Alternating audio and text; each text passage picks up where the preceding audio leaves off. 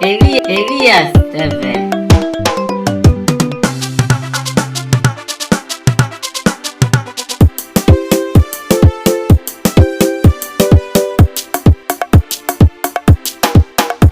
Ndishalibe mulomo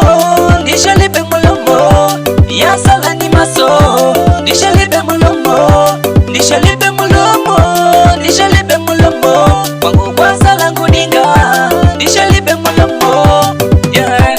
Wadi matanga imwe bona ine magari bandari mana divisao imwe muli oh muli ife mashofe feli na visao isie matala ikurtire nino fashera sao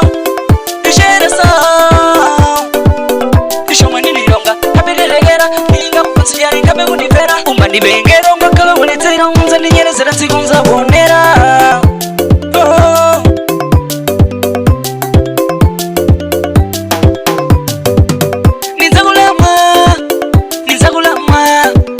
Nizagulamwa mwanangu nizagulamwa.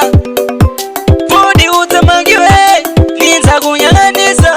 Bodi utamagiwe nizagunyanganiza. Nikukufunza takale wali ndikupalini.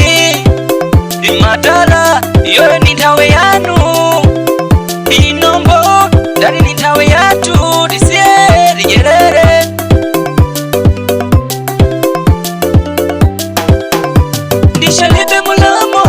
Ndishalibe mulomo ya sala ni maso. Ndishalibe mulomo wangu kwa sala ngudinga. Ndishalibe mulomo unganono kwa rameni bano sireko kumbuka bengo wese ndine bewe nata inimani mbale wale wasonda ya bakale kale kukusa mwanangu yopo tumukushitatu yopo nkuzunguza kumweko penu mbubuta usiane nawe yopo tuone tirango nkonza modobonu kalemba na banja ushite kulola kwenda kapfunzira manja dede bobale batoto laba asiwe nkazi tina yepa mwibano ne kushita moda kushita